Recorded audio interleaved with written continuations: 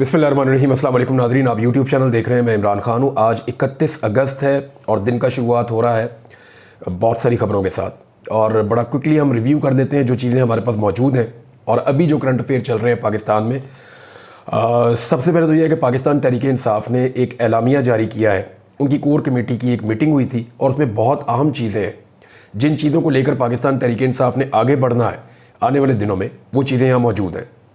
Number 1, Pakistan Tehreek Insaf ने यह फ़ैसला किया कि जो 12 रबीउल अव्वल आ रही है उसकी वजह से पाकिस्तान तहरीक इंसाफ का जो जलसा लाहौर वाला है, जो इन्होंने 15 तारीख को करने का फ़ैसला किया था, तो इस सिलसिले में तहरीक इंसाफ ने फ़ैसला किया है कि उस जलसे को आगे ले जाएंगे। यानी इस्लामाबाद वाला जलसा तो 8 सितंबर को हो रहा है, 15 सितंबर को लाहौर वाला होना था, उसको 22 सितंबर पे ले जाएंगे और 15 तारीख को जलसा नहीं करेंगे क्योंकि उन दिनों में 12 रबीउल अव्वल की तकरीबात आ रही हैं और वो सारे मुसलमान बड़े मिली जोश व जज्बे से इसको मनाते हैं उस दिन को।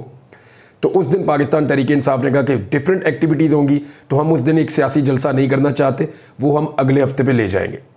तो तहरीक इंसाफ ने एक तो ये अनाउंसमेंट किया। दूसरा जो उनका अनाउंसमेंट है वो उनका ये है कि उन्होंने ये भी कहा कि इमरान खान साहब के ख़िलाफ़ फ्रॉड, धोखाधड़ी के तहत जो मुकदमात कायम किए गए हैं वो सारे अनकरीब अपने मनतकी अंजाम को पहुंच जाएंगे और इमरान खान साहब बाइज़्ज़त तौर पे बरी होकर कौम की क़यादत और उसकी ज़िम्मेदारी संभालेंगे।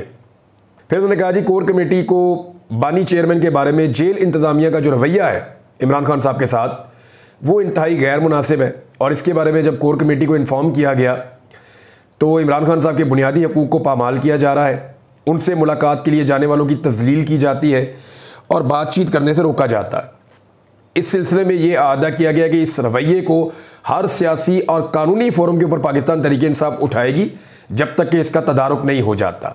यानी जो इमरान खान साहब के साथ जेल में रवैया हो रहा है वो नामुनासिब है, इस पर पीटीआई कह रही है कि हम आवाज़ उठाएंगे। उन्होंने कहा जी, ऑक्सफोर्ड यूनिवर्सिटी के चांसलर का जो इमरान खान साहब का फ़ैसला है इसको हम सराहते हैं, ये बड़ा अच्छा फ़ैसला है। ये एक तरफ इमरान खान साहब की बैन अल-अक़वामी फोरम्स पर मकबूलियत जो है उसकी गमाज़ी करता है कि वो बड़े मकबूल हैं आलमी सतह के ऊपर, लेकिन ये कोशिश दुनिया भर में पाकिस्तान के मकाम को उजागर करने के लिए एक बड़ा अहम किरदार अदा करेगी। और 5वां जो एलामिया है उसमें यह है कि जो 8 सितंबर को इस्लामाबाद में जलसा होने जा रहा है उसके बारे में कोर कमेटी को ब्रीफिंग दी गई और ये फैसला किया गया कि जितनी भी कमेटियाँ बनाई गई हैं इस जलसे को कामयाब बनाने के लिए वो अपना काम जारी रखेंगी, इस पर पूरी मेहनत करेंगी ताकि एक पुरअमन और तारीख साज जलसा मुनक्कद किया जा सके। छठा जो ऐलान है वो ये है कि पाकिस्तान तहरीक इंसाफ आइन की बालादस्ती और कानून की हुक्मरानी पर यकीन रखती है। ये बड़ी इंपॉर्टेंट चीज़ है। उन्होंने कहा इस सिलसिले में ये फैसला किया गया है कि हुकूमत की तरफ से असेंबली में पेश किए जाने वाला कोई भी बिल जो आइन पाकिस्तान से मुतसादम होगा या हुकूमत अपनी ख्वाहिशात के मुताबिक बिल ले आती है और जिससे अदलिया की आज़ादी मुतासिर होगी उसको अदालत में पीटीआई जाएगी, फ़ौरन चैलेंज करेगी। फिर जो बलूचिस्तान में पुरतशद्दुद कार्रवाइयाँ हो रही हैं उनकी उन्होंने मजम्मत की वहाँ पर और ये कहा कि हुकूमत अपनी जिम्मेदारियों को समझे और उसको निभाए और अपने रवैये में फौरी तौर पे तब्दीली लाए ताकि मुल्क में अमन व अमान की सूरत बेहतर हो। 8वें नंबर पे उन्होंने कहा जी, जितने भी पार्टी के मेंबर्स हैं या कोर कमेटी के, इन्होंने फैसला किया कि हर पार्टी का जो ओहदेदार है वो पार्टी के प्लेटफॉर्म्स को अपने ख्यालात के इजहार के लिए इस्तेमाल करेगा और मौसर तरीके से पार्टी का मौक़िफ़ लेकर जाएगा। ये डिसिप्लिन की बात है। और जो ये 9वां पॉइंट है ये बहुत इंपॉर्टेंट है।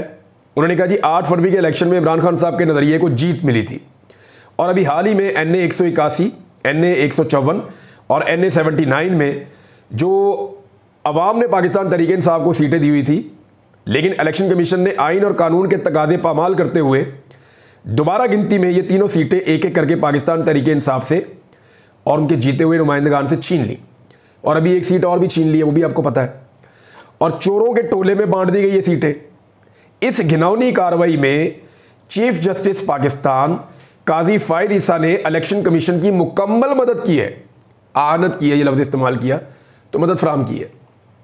तो काजी फायद ईसा साहब के ऊपर डायरेक्ट बड़ा सीरियस एलिगेशन पाकिस्तान तहरीक इंसाफ ने लगाया कि काजी साहब ये सीटें पाकिस्तान तहरीक इंसाफ की छीन कर दूसरी सियासी जमातों को दे रहे हैं और इससे आहिस्ता आहिस्ता एक एक कदम जो है वो PMLN बढ़ती जा रही है 2/3 अक्सरियत की तरफ। लेकिन क्या वो 2/3 अक्सरियत ले पाएंगे, ये मैं आपको आगे बताता हूँ।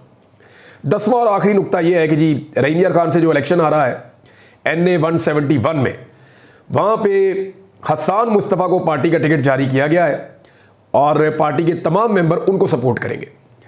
इसमें एक चीज़ आप याद रखिएगा कि इस इलेक्शन में पाकिस्तान तहरीक इंसाफ को फिर तस्लीम नहीं किया गया। हालांकि यही गलती पकड़ी थी सुप्रीम कोर्ट ऑफ पाकिस्तान के फुल कोर्ट ने। अब बल्ले का निशान तो नहीं दे रहे, वो कह रहे हैं जी आपका बल्ले का निशान छीना गया इसलिए कि आपका इंट्रा पार्टी इलेक्शन, उसको हम मानते ही नहीं। फजलुर रहमान साहब के भी इंट्रा पार्टी इलेक्शन में उनको बुला के वार्निंग दी जा रही है, लेकिन उनका निशान किताब है गालिबन, वो उनके पास ही है। लेकिन पीटीआई के निशान छीना हुआ है, ये भी एक अलग कहानी है। पाकिस्तान में कभी ऐसा नहीं हुआ। ना सिर्फ पीटीआई का निशान छीना हुआ है, बल्कि अब उनकी ये भी मान रहे कि पाकिस्तान तहरीक इंसाफ का बंदा है। ये नहीं, अगर वो जीत भी जाए तो कहेंगे आज़ाद उम्मीदवार है, ये पीटीआई का नहीं है। ये भी ज्यादती कर रहे हैं। लेकिन इनको चाहिए कि पाकिस्तान तहरीक इंसाफ एक रजिस्टर्ड पॉलिटिकल पार्टी है, तो ये अपनी पार्टी का टिकट जाके वहां जमा करवा दें, चाहे इंतखाबी निशान मिले या ना मिले, फिर कोर्ट जाने उसका काम जा रहे। वैसे तो मरियम नवाज की वजारत आला में कोई इलेक्शन जीतना मुमकिन ही नहीं है। अब तो ये फॉर्म 45 भी जाली बना के लाते हैं, फॉर्म 47 भी जाली बना के लाते हैं, पूरा का पूरा इलेक्शन ही जाली कराते हैं। जैसे अभी गिलानी साहब के बेटे को एक को जितवाया, सवाल ही नहीं पैदा होता था जीत जाए। अगर ये फ्री एंड फेयर इलेक्शन हो गया तो पाकिस्तान तहरीक इंसाफ डेफिनेटली जीत जाएगी। लेकिन वहां पूरा बंदोबस्त कर रही है हुकूमत, और इलेक्शन कमीशन का गठजोड़ तो आपको पता है, तो वो मुझे आइडिया है। देखिए 3 चीज़ें हैं जिनसे पाकिस्तान तहरीक इंसाफ की उम्मीद जुड़ी है। इसको ज़रा आप समझिए 3 चीज़ें कौन सी हैं। एक चीज़ है इस्लामाबाद का जलसा। इस्लामाबाद के जलसे से जो मोमेंटम पाकिस्तान तहरीक इंसाफ ने सेट किया है, वो खैबर पख्तूनख्वा से दाखिल हो जाएगा पंजाब में और इस्लामाबाद में, कैपिटल में आ जाएगा। अभी तक जो बड़ी कार्रवाइयाँ पाकिस्तान तहरीक इंसाफ ने की हैं या अवामी ताकत दिखाई है, वो खैबर पख्तूनख्वा में दिखाई है। हालांकि 13 और 14 अगस्त की रात को पूरे पंजाब में और सिंध में पाकिस्तान तहरीक इंसाफ ने बहुत ज़बरदस्त पावर शो की थी। लेकिन क्योंकि वो पूरा मुल्क निकला हुआ था और ज़्यादातर लोग इमरान खान को पसंद करते हैं, तो उसके ऊपर ना किसी तरह ये रियासत और ये निज़ाम जो है वो ये बहाना बनाता है कि नहीं नहीं नहीं मज़ा नहीं आया। हालांकि पूरा पाकिस्तान इमरान खान के हक में खड़ा हो गया था 13 और 14 की तारीख को। वो बहुत बड़ा मोमेंटम बना था पूरे पाकिस्तान में। लेकिन प्रैक्टिकली और ऑफिशियली अगर दाखिल होना है इस्लामाबाद में, पंजाब में, तो ये 8 तारीख को इस्लामाबाद में आएंगे और वहां जलसा करेंगे तरनौल पे। ये सबसे बड़ा चैलेंज पाकिस्तान तहरीक इंसाफ ने अपने लिए बनाया हुआ। उनकी सारी उम्मीदें बंधी हुई है कि अगर इस्लामाबाद में हम एक बहुत बड़ा पावर शो कर देते हैं और एक रिकॉर्ड तोड़ किस्म का जलसा कर देते हैं, तो पूरे सिस्टम को हम झंझोड़ने में एक मरतबा फिर कामयाब हो जाएंगे और सिस्टम को इतने जोर से शेक करेंगे कि उसके बाद सिचुएशन बदलना शुरू हो जाएगी। मुझे ऐसा लगता है कि इस मामले पे पाकिस्तान तहरीक इंसाफ की उम्मीदें यहां जुड़ी हुई हैं, क्योंकि रोजाना इमरान खान साहब जेल से पैगाम भेजते हैं 8 सितंबर 8 सितंबर, रोजाना जेल से कहते हैं। उनकी बहन जाती हैं, यही पैगाम लाती हैं, उनके वकील जाते हैं, यही पैगाम जाते हैं, जो सहाफ़ी जाते हैं उनको भी वो यही पैगाम देते हैं। सहाफ़ियों के लिए तो वहाँ बहुत क्राइटेरिया सख्त कर दिया गया है, लेकिन सब तरफ से पैगाम यही आता है कि 8 सितंबर को इमरान खान साहब चाहते हैं कि सारा पाकिस्तान इस्लामाबाद पहुँचे और जलसे में शिरकत करें। शो ऑफ पावर है कि लोग आज भी 8 फरवरी से लेकर आज, यानी मार्च, अप्रैल, मई, जून, जुलाई, अगस्त, सितंबर, 7 महीने हो गए, लोग आज भी इमरान खान के साथ खड़े हैं।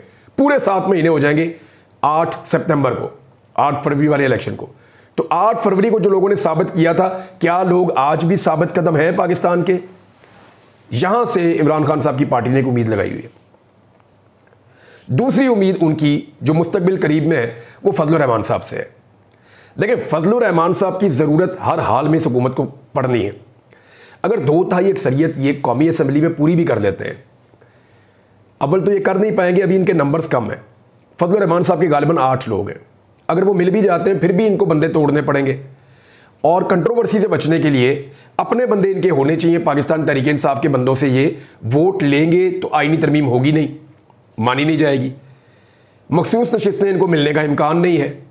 तो 2/3 अक्सरियत के लिए ज़रूरी ये है कि पीटीआई के 2-4 तोड़ लिए जाएं, उनको नून लीग में शामिल कर दिया जाए। 4 तो तोड़ लिए ना, कादी साहब की मेहरबानी से पीटीआई कह रही है 4 तो तोड़ लिए। हुआ ये कि जो बंदे जीते हुए थे 8-10 हज़ार के मार्जिन से, वो दोबारा गिनती करवाई गई और दोबारा गिनती से पहले बंदोबस्त कर लिया गया। अब जो क्लेम कर रहे हैं वो नुमाइंदगान, वो ये कह रहे हैं, या एमएनएज वो क्लेम कर रहे हैं कि हमारे वोट तो पड़े थे इलेक्शन कमीशन के पास, तो इलेक्शन कमीशन ने हमारे वोटों को खराब किया। जो वोट पीटीआई को पड़े हुए थे उनको खराब किया, खराब करने के बाद दोबारा गिनती की और कहा ये तो खराब वोट थे, तो बिला वजह पहले गिन दिए थे। तो पीटीआई के वोट कम हुए और पीएमएलएन के नहीं हुए, या पीएमएलएन के अगर 1000 वोट कम किए तो 10,000 पीटीआई के कम किए। फॉर्मूला ये रखा, और कोई ऐसा फॉर्मूला बनाया कि 2-3 हज़ार से पीटीआई को हरवा दिया और सीटें उधर करना शुरू कर दी। अभी भी चंद सीटें और हैं जिनके ऊपर कोई कार्रवाई डालने की ये कोशिश कर सकते हैं। तो एक एक करके ये करेंगे, उसके बाद फजलुर रहमान साहब को साथ में लाएंगे। फजलुर रहमान साहब इंपॉर्टेंस इख्तियार कर गए। उन्होंने वादा पीटीआई से किया जी मैं नहीं जाता और मैं कोई मदद 2/3 अक्सरियत के लिए नहीं करूंगा शहबाज शरीफ की या इस निज़ाम की। फजलुर रहमान साहब ऐसे करके देख लें, ज़्यादा क्या होगा। ये हुकूमत चलो 5 साल पूरे कर देगी, जाना तो पब्लिक के पास ही है, इलेक्शन तो वहीं जाके लड़ना है। और मियां नवाज शरीफ साहब वो शख्स हैं जिन्होंने, और मैं ये फजलुर रहमान साहब को बता रहा हूं और ये पक्की खबर दे रहा हूं, तस्दीक कर लें जाके। फजलुर रहमान साहब के ज़राए हैं वो इनकी तस्दीक कर सकते हैं कि मियां नवाज शरीफ साहब ने जो ताकतवर हल्के हैं उनको ये बड़ी वजाहत के साथ कह दिया था कि जो भी हुकूमत बनेगी फजलुर रहमान की मोहताजी हमें नहीं चाहिए। यानी हम फजलुर रहमान को अपनी हुकूमत का हिस्सा नहीं बनाना चाहते, हमें इंडिपेंडेंट हुकूमत दी जाए। इंडिपेंडेंट हुकूमत तो बनी नहीं, लेकिन 2/3 अक्सरियत के लिए फजलुर रहमान की जरूरत पड़ गई है। अब कभी जरदारी साहब जाते हैं, कभी मोहसिन नकवी जाते हैं, कभी शहबाज शरीफ जाते हैं, अब शहबाज शरीफ साहब जाके मिले। तो फजलुर रहमान साहब ने जो है वो टाइम मांग लिया था जरदारी साहब से भी, और फजलुर रहमान साहब ने टाइम मांग लिया है शहबाज शरीफ साहब से भी। और देखना यह है कि फजलुर रहमान साहब उधर जाते हैं या नहीं जाते, क्योंकि कौमी असम्बली में बात बन भी जाए ना तो सेनेट में बन ही नहीं सकती बगैर फजलुर रहमान साहब के, बन ही नहीं सकती। 2/3 अक्सरियत होगी नहीं, लिहाजा 2/3 अक्सरियत के लिए फजलुर रहमान साहब की ज़रूरत पड़ेगी।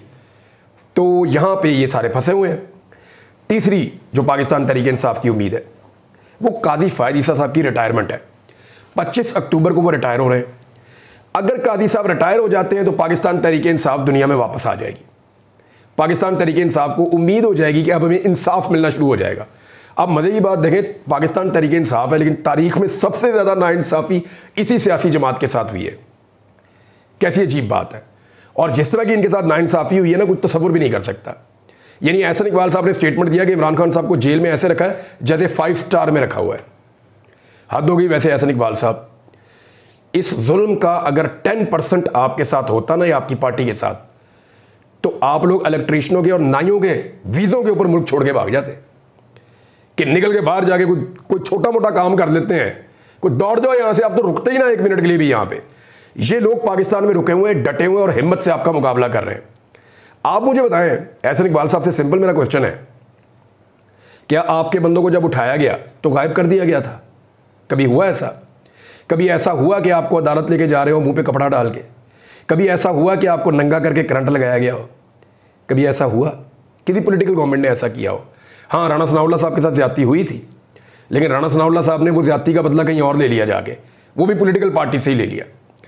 यानी जमहूरियत के लिए इन्होंने मार खाई राणा सनाउल्लाह ने, और फिर जमहूरियत का जो उन्होंने दूसरा चेहरा दिखाया गैर जमहूरी किस्म का, जो उन्होंने जुल्म किया वो भी सबके सामने। तो कभी इन चीज़ों को आप लोगों ने बर्दाश्त किया? कभी आपसे ज़बरदस्ती प्रेस कॉन्फ्रेंस करवाई गई?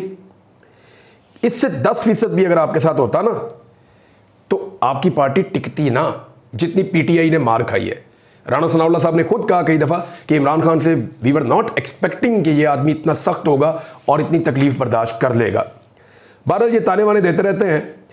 अब काजी फ़ायद ईसा साहब की रिटायरमेंट पे पाकिस्तान तहरीक इंसाफ को ये उम्मीद है कि बचत हो जाएगी। राणा साहब ये कह रहे हैं कि हम कोई आईनी तरमीम नहीं करना चाह रहे, एक तरफ वो ये कह रहे हैं, लेकिन एक तरफ एक एक करके पाकिस्तान तहरीक इंसाफ के वोट छीन के अपने खाते में डाले जा रहे हैं। अब नाज़रीन, कल के दिन में 3 बड़े इंपॉर्टेंट केस थे और तीनों को अगले हफ्ते के लिए शिफ्ट कर दिया गया है। और ये मकबूल जान साहब का तो नहीं हुआ, उनको तो जुडिशल कर दिया गया है। उम्मीद करते हैं कि उनकी ज़मानत हो जाएगी, लेकिन यहाँ पे हथकंडे इस्तेमाल किए जाते हैं कि जनाब जो है वो रिकॉर्ड नहीं है या तफ्तीशी कहीं और गया हुआ है, बहाने बनाते हैं। लेकिन अब क्योंकि वो जुडिशल हो गए तो उम्मीद की जा रही है कि चंद दिनों में उनकी बेल हो जाएगी। और ये मकबूल जान साहब अगर नए मुकदमे उनके ऊपर ना डाले, मज़ीद इस निज़ाम ने अपने आप को नंगा ना किया, तो और ये मकबूल जान साहब इंशाल्लाह अपने घर आ जाएंगे। उमर सुल्तान साहब जो इमरान खान साहब के साथी हैं और आज़म अशवानी साहब के दोनों भाई, वो इस्लामाबाद हाई कोर्ट में केस चला और बस केस ही चल रहा है। यानी ऐसा लगता है कि रियासत मजबूर हो गई है, ऐसा लगता है कि रियासत जो है वो अपने लोगों से प्यार ही नहीं करती। वो जो हम सुनते आ रहे थे कि रियासत माँ की तरह होती है, कहाँ होती है? हम सुनते आ रहे थे कि अदालतों में इंसाफ होता है, कहाँ होता है? अदालतों की ऐसी बेबसी तो मैंने कभी नहीं देखी। यानी chief justice Islamabad high court की अदालत में एक फुटेज चलाने की बात की गई कि जो वहाँ पुलिस मौजूद थी जहाँ से बंदा अगवा हुआ, और उन्होंने चलवाने से इनकार कर दिया, बल्कि वकील को बहुत बुरी तरह डांट दिया। क्या वो एक सबूत भी पेश नहीं कर सकते अदालत में कि हमारा बंदा किसने अगवा किया और कैसे अगवा करवाया? तो जनाब ये सूरत हाल है, केसेस को अगले हफ्ते में डाल दिया गया है। तो ये बड़ा अनफॉर्चुनेट है। इन लोगों की बाजियाबी होनी चाहिए ताकि रियासत के अंदर कॉन्फिडेंस आए। देखिए, ऐसी ही हरकतों से हमने माजी में ख़राबियाँ पैदा की हैं और माजी करीब में इतनी ख़राबियाँ पैदा की हैं कि आज पाकिस्तान की इकॉनमी खड़ी नहीं हो पा रही। सियासी इस्तेहकाम ही नहीं है पाकिस्तान में। सियासी इस्तेहकाम होगा तो मुल्क के अंदर इस्तेहकाम आएगा। सारी तवज्जो इस बात पे है शरीफ ख़ानदान की कि उन्होंने अपनी शहज़ादी लॉन्च की है और उनको मकबूल करना है किसी तरह। यानी वो ये चाहते हैं कि मरीम नवाज़ साहिबा को लॉन्च किया गया है और उनकी मकबूलियत किसी तरह बढ़ाई जाए। लेकिन उनके इक़दामात की वजह से ना सिर्फ PMLN की मकबूलियत बल्कि इनके अपने ख़ानदान की मकबूलियत तबाह हो रही है और लोग अब इनको वोट डालना ही नहीं चाहते। इससे पहले भी लोगों ने इनको वोट नहीं डाला। ये सारा टब्बर इलेक्शन हारा है। इनकी इलेक्शन जीतना इनका ख्वाब ही रह जाएगा। ये यास्मीन राशिद साहिबा से नवाज शरीफ साहब ने बदतरीन शिकस्त खाई है। महर शराफत से मरियम नवाज ने बदतरीन शिकस्त खाई है। हमजा शहबाज ने आलिया हमजा से बदतरीन शिकस्त खाई है। लेकिन इसके बावजूद ये जाली फार्म 47 पर आकर बैठ गए हैं। ये बिल्कुल वैसे ही है जैसे उमर फारूक, वो जो दुबई वाली शख्सियत है जिन्होंने इमरान खान साहब के लिए गवाही दी थी आके जी ये तोशा खाना वाला हार मैंने ख़रीदा है। हालांकि कहानी बाद में कोई और निकली थी और वो केस में इमरान खान साहब जो है ये साबित भी कुछ नहीं कर सके। तो उमर फारूक साहब, उनको इन्होंने फैसला कर लिया वो तमगा इम्तियाज़ देने का पाकिस्तान में कि जनाब बड़ी इन्होंने पाकिस्तान की खिदमत की है, इमरान खान के खिलाफ इसने झूठी गवाही दी है, लिहाजा इसने पाकिस्तान की बड़ी खिदमत की है, इसको बुला के तमगा इम्तियाज़ दे दो। अंदाज़ा करें आप पाकिस्तान, यानी ये मुल्क अपना अच्छा अवार्ड सदारती उसको दे रहा है जिसने झूठी गवाही दी है। हम कहां पहुंच गए हैं? कितना और गिरना है, कितना और गिराना है इस मुल्क को। और नॉर्वे के अखबार पता क्या लिख रहे हैं कि जो बंदा नॉर्वे से फ्रॉड किया हुआ है, जिसके ऊपर वहां पे फ्रॉड के केसेस हैं, जिसने डॉलर्स के अंदर वहां पे पैसा लूटा हुआ है और वो नॉर्वे जा नहीं सकता, अब उनको फेस नहीं कर सकता, तो उस बंदे को पाकिस्तान की गवर्नमेंट एक सदारती अवार्ड से नवाज रही है। अंदाजा करें आप, क्या ये बेइज्जती नहीं है पाकिस्तान की? क्या ये तौहीन नहीं है पाकिस्तान की कि आप उन लोगों को जिनका ना तो उनका कोई बैकग्राउंड है और जो उनका बैकग्राउंड है वो आपके सामने है कि अखबारात में क्या छप रहा है, और ऐसे बंदे को, ये बात मैंने आपको बताई थी सन 2022 में जब ये बंदा पहली मरतबा गवाही देने के लिए तैयार हुआ था और शाहजेब खानजादा साहब के प्रोग्राम में इसको पहली दफ़ा लॉन्च किया गया था। इस बंदे को जब ये घड़ी दिखा रहा था तो तब मैंने आपको बताया था कि एक्चुअली ये सारी कहानी क्या है, और इस कहानी के चक्कर में मैं दुबई भी गया था और मैंने वहाँ से ये सारी कहानी इकट्ठी की थी और एक एक फैक्ट मैंने आपको उस वक्त बताया था। ये नॉर्वे वाली स्टोरी भी मैंने आपको उस वक्त बताई थी। ये मैं इसी काम के लिए सिर्फ गया था और ये इन्फॉर्मेशन मैं इकट्ठी करके लाया था उस वक्त। वो वीलॉग आप निकाल के दे सकते हैं। 2022 में जब ये स्टोरी हुई थी तो मैंने इसके ऊपर तफसीलात बताई थी। फजलुर रहमान साहब से मुलाकात तो की है शहबाज शरीफ साहब ने और कोशिश की है, लेकिन फजलुर रहमान साहब ने फिर टाइम मांग लिया। पहले भी टाइम मांगा था, दोबारा टाइम मांग लिया है। एक आखिरी खबर नादरीन ये है कि तौहीन अदालत का कानून हुकूमत सोच रही है कि उसको ख़त्म कर दिया जाए। वजह यह है कि तौहीन अदालत का एक ऐसा कानून है जिससे किसी की भी नौकरी जा सकती है और इससे पहले ये चीज़ें हमने होती हुई देखी भी हैं। लिहाजा हुकूमत ये चाहती है कि तौहीन अदालत का कानून ही ना हो और अदालत को टुथलेस कर दिया जाए, अदालत का खौफ बिल्कुल ख़त्म कर दिया जाए। तो ये इनकी नीयत है। साकिब बशीर साहब ने इसके बारे में इन्फॉर्म किया। चीज़ें और भी आपके साथ बाद में शेयर करेंगे। अभी तफसीलात और डेवलपमेंट्स जो हैं वो साथ साथ आ रही हैं। अब तक के लिए इतने, अपना ख्याल रखिएगा, अपने चैनल का भी। अल्लाह हाफ़िज़।